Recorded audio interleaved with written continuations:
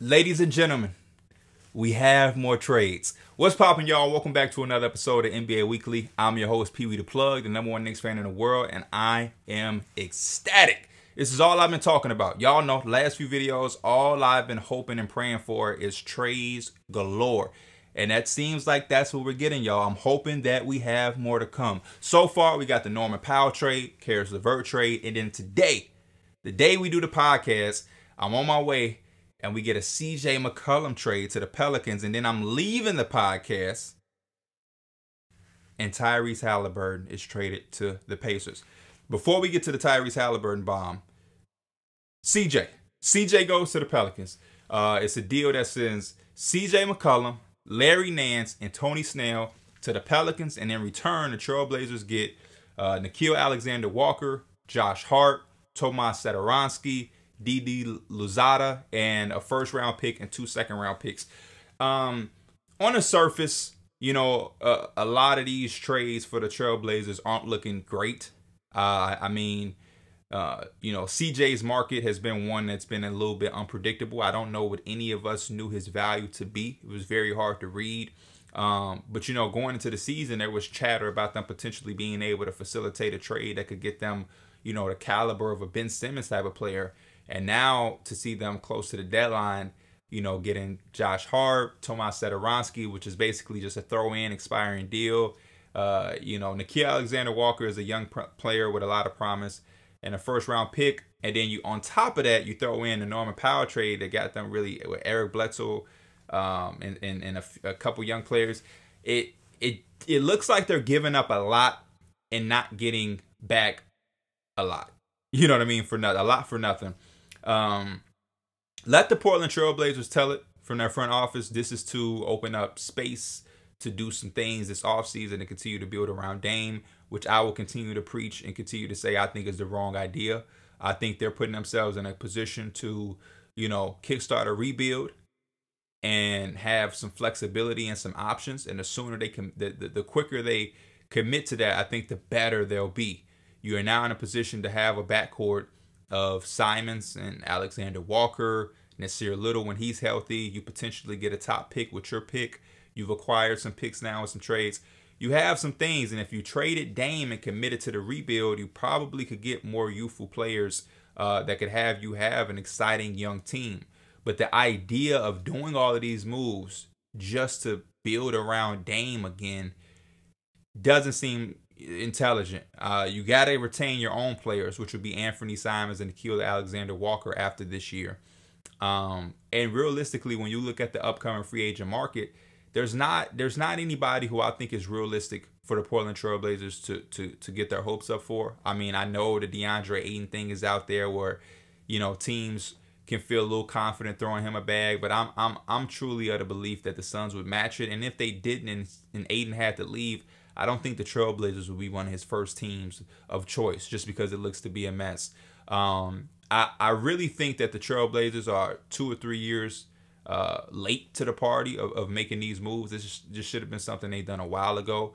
But they took chances, and you can't be mad at them taking chances and trying to make the Dame and CJ backcourt work in every way possible. But it's just not looking good for them. It's not looking good for them. And I think part of it is because they haven't fully committed to the rebuild themselves, which is why their main reasoning to do these trades was just to get off the money. You know, to not have to pay CJ the money you would have had to pay him, to not have to owe I'm getting them all mixed up. Norman Powell, $90 million. So they feel like, man, we open up this money, we could do something off season, and again, they're selling themselves a pipe dream once again. For the Pelicans' sake, though, of this trade, I really like this trade, especially when his team is finally healthy. I like the potential lineup of having something where CJ, Herb Jones, Brandon Ingram, Zion, Valanciunas off your bench. You got the Devontae Graham, Trey Murphy III, you know, Jackson Hayes. They were still able to keep outside of this trade. They have something nice in New Orleans with Willie Green's been coaching them well, and they're still in the playoff hunt. So I think the CJ McCollum trade and adding Larry Nance, which I keep forgetting that they also got Larry Nance and Tony Snell, 2 nice veterans. Larry Nance is going to be able to give them some defense that they've been lacking. this is probably going to propel them into at least the play-in and give them a situational opportunity to make the playoffs without Zion Williamson. And I think that's a pretty big deal for how badly and poorly they started this year and how bad and disappointing they've been over the last few years. I think this is a step in the right direction for the Pelicans, and it shows that they believe in what they have. It makes me just anxious more for when Zion is at full health, because I think this team could be very intriguing when they're fully healthy. I'm super excited to see the tandem of Brandon Ingram and CJ McCollum. I think they both do a good job of scoring and making the right play and being able to facilitate during different times. And now that you have somebody who can take some pressure off of Brandon Ingram, I think that can open up his game a lot more.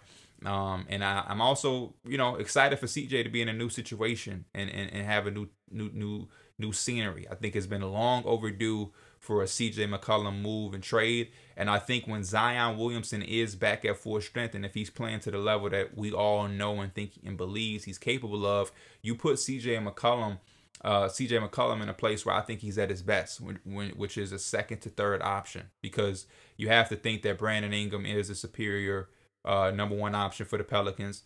Zion, when he's healthy, is arguably their first or second. I believe they should run things through Brandon Ingram. And then you have CJ McCollum as a third option, who is a professional scorer. And I think you set yourself up pretty good.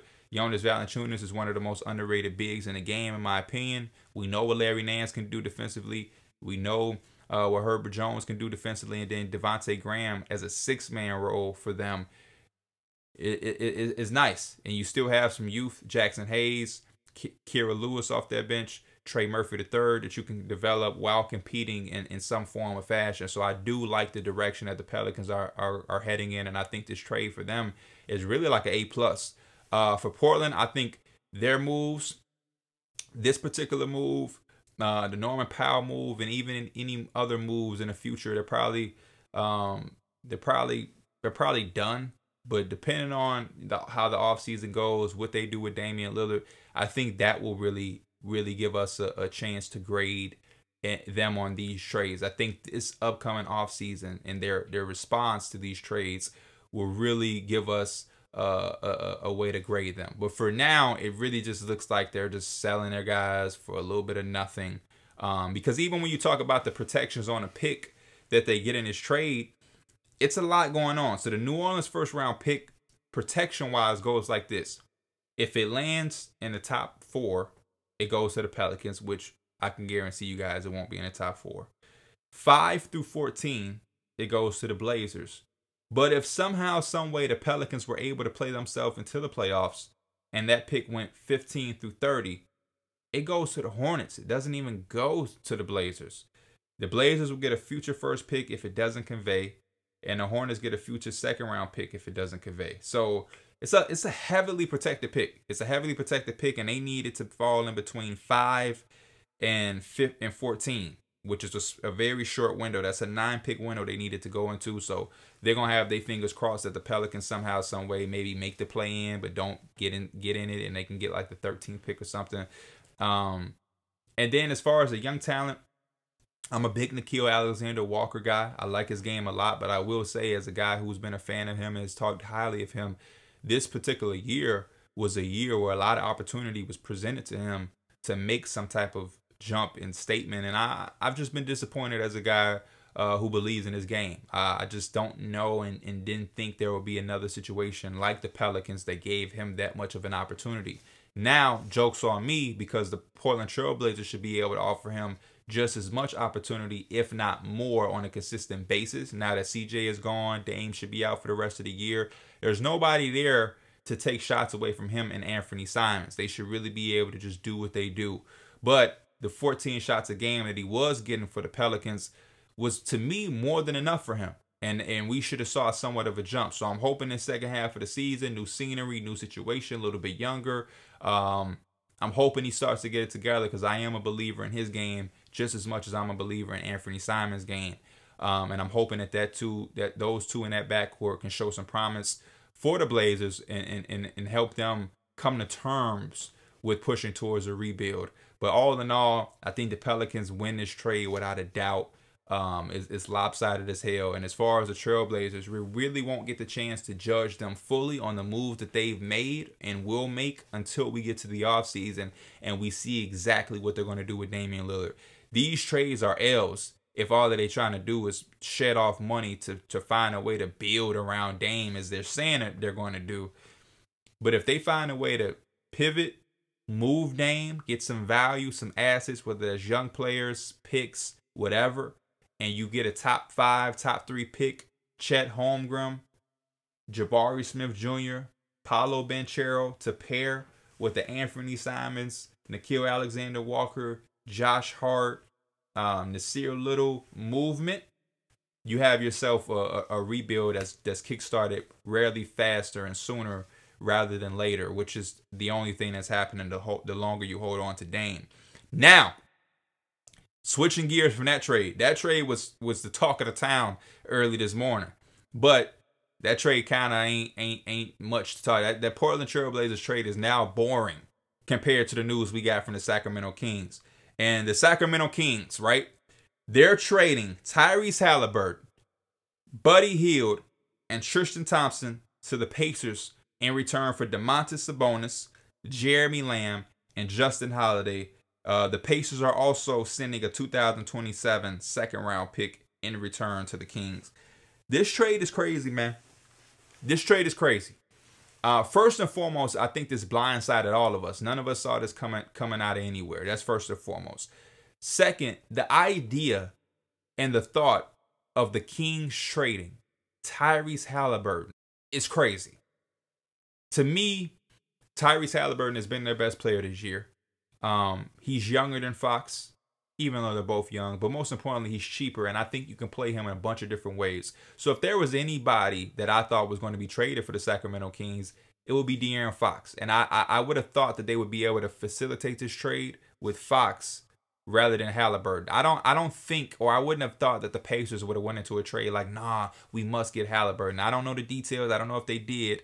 But even so, I would have never imagined the Kings really making this trade. Ben Simmons, I can see. If you're really a believer in Ben Simmons, a new scenery, put him in the right situation, he can be a star. If that's what they wanted to sell us and making the type of move that was rumored with the Halliburton, Ben, the Kings, 76ers, then cool. But Domantas Sabonis is not the price that should have been enough for Halliburton. At this point, I don't even have much to say about the Kings. I think the Kings should be a team that should be forced to damn near move. No disrespect to their fan base. Their fan base deserves to have a team for sure. This is nothing with the fans. But I think this team doesn't need a rebuild. It's not about drafting over. It's not about moves. It's not about a new coach and no GM. This team really needs an entirely new makeover. They need a new city to play. They need new colors.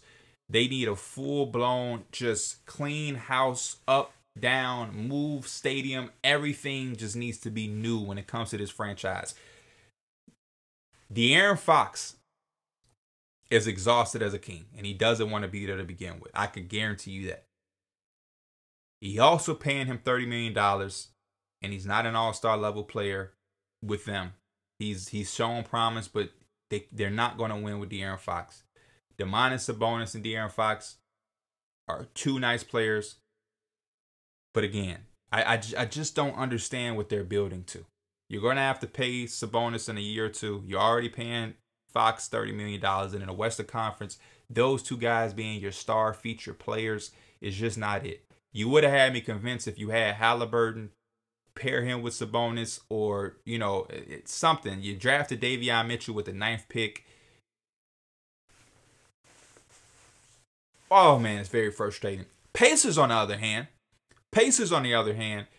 they get Tyrese Halliburton for a guy that they were trying to trade for the past 2 years. They get a young, exciting player to bring into their franchise to have their fan base be excited about while they pivot into rebuilding. And now you're putting him, Tyrese Halliburton, with Dorte, Isaiah Jackson, Gogo Badadze, and you still potentially have more assets to get for when you flip Miles Turner, hopefully before the deadline. And then going into the summer, because you can't trade Brogdon now due to his extension, you can either, you know, bring Brogdon in to play with Halliburton, because Halliburton can really play with anybody on, off the ball, both positions in the backcourt. You can play them together, or you trade Brogdon as well and just continue to gain assets, and build with Halliburton and the young players you have, while also bringing in more young players through the draft, because they're probably not going to be a good team over the next couple years. You have some excitement there, and you continue to get better through the draft, and you build something from the ground up, which is what all of us NBA people have wanted to see the Pacers do for a very long time. We're sick of the middle of the pack Pacer team that's fighting to be the 7th, 8th seed just to get kicked out of the first round, and they redo it. No, fully rebuild. Get you some young talent that can develop into something through the draft, or like this, through a trade. This is a win right here for them. Somehow, some way, the Pacers always find their way to get somebody crazy. You know what I mean? We saw them trade Paul George. That looked like a disgusting trade. Victor Oladipo, most improved player. Sabonis turns into an all-star. They lose Victor Oladipo. Then Sabonis turned into an all-star and was a most improved player candidate himself. Even when they lost Danny Granger, Paul George emerged. And now they were having a fire sale, and we were just thinking they were going to have to find their next guy in the draft. And hell, they're still going to have to find guys in the draft, don't get me wrong, but Tyrese Halliburton is a very good player to have a part of your core, especially if he's going to be the centerpiece, because he can play with so many different people. I'm just stunned and really at a loss for words that the Kings made this trade. If there was any move the Kings was going to do, I thought De'Aaron Fox would still be a part of it. And they still may want to trade De'Aaron Fox. That's the crazy part. We may end this trade deadline and they traded De'Aaron Fox and Tyrese Halliburton. That may be the conclusion, because I'm really not convinced that they think De'Aaron Fox is the answer. I'm not. Just 2 days ago, he was in a trade rumor for him and Julius Randle being swapped together. Buddy Hield is finally gone. The Kings still have Harrison Barnes, Rashawn Holmes if they want to trade him. Other than that, though, I think this makes them really limited as far as moves.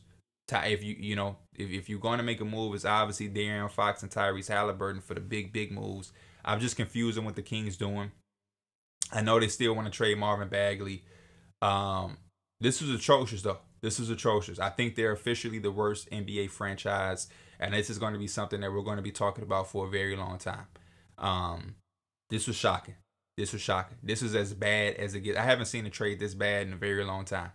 It literally has me speechless. One of the first times I've been speechless in a very long time. All I could talk about is the Pacers getting Tyrese Halliburton. That's such a big come up for them, who I thought were taking a bit too long to start making trades. But man, a good thing they did wait. Good thing they waited as long as they did with this Miles Turner Sabonis thing.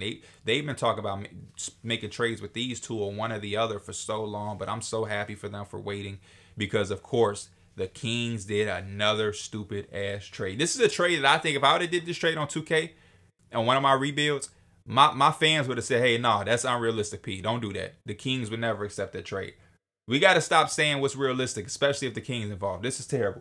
That's all I really have to say. I wish there was more to say, y'all. I feel like I'm cheating y'all, but it's just as simple as that. If you're a Sacramento King fan and you're going through it, I feel for you, because it's nothing worse than rooting for a team that, like, even, for example, before we leave, I, for some reason, looked at the Kings trade with DeMarcus Cousins when they traded him to the Pelicans, because I'm a believer that draft picks are just overrated. And one of the trades that came to my mind was that I was like, man, speaking of draft picks being overrated, what did those picks ever materialize to? And nothing. You traded DeMarcus to the Pelicans for Buddy Hield, Tyreek Evans. Buddy Hield has been solid, but it never turned out to what they thought it was going to be. And those picks turned out to be players that are not in the league anymore. It turned out to be a 10th overall pick that they ended up trading to Portland, who selected Zach Collins with that 10th pick. And then Portland sent back a 15th and 20th overall pick, which ended up being like Justin Jackson, who isn't in the league anymore, and somebody else, Skal Labissiere, somebody else that isn't in the NBA anymore. And it's, again, the same thing. Even when you had DeMarcus Cousins, you drafted Willie Cauley-Stein with like the 6th overall pick when you already had a big. You had De'Aaron Fox and Tyrese Halliburton, and you did the same thing when you drafted Davion Mitchell at 9. And now you pay De'Aaron Fox, who is a good player, but he's not great, and you're not winning with him. And now I think you're putting yourself in a position to still have to trade him. But it would have been okay because you had Tyrese Halliburton. But now, I don't know. With the other guy was Harry Giles. That's who it was. They got Justin Jackson and Harry Giles. So essentially, you gave away Boogie Cousins for an opportunity to draft Zach Collins, Justin Jackson, and Harry Giles. Tyreek Evans didn't last long in Sacramento, and Buddy Hield was a guy that we thought you guys misused for a bunch of years. And now you just traded Tyrese Halliburton for Sabonis, who, I mean, Sabonis is going to be solid for them. He only got 2 more years on his deal. I wouldn't be surprised if he dipped. And you're still probably going to have to trade De'Aaron Fox. And I hope they rig the draft when y'all suck and are top 5 eligible to get a pick. I hope y'all don't win the lottery because we do not need another young talent that could be a star going to Sacramento just to ruin their career. That's all I have to say, man. I'm happy we got the player movement, but the King fans don't deserve this. They've had the longest drought, I believe, of not making the play. They haven't made the playoffs since Bibby and Weber and those guys. They had the longest drought, and they're showing no promise to get there. At what point do the NBA step in and say, okay, enough is enough. It's time to move y'all to Seattle. Seattle needs a team. Y'all let me know y'all thoughts. King fans, this is a safe haven in my comments. Just flood it. Portland Trail Blazers and King fans, let it out in the comments. I don't even need to know y'all thoughts. I'm pretty sure I know y'all thoughts. Let it out.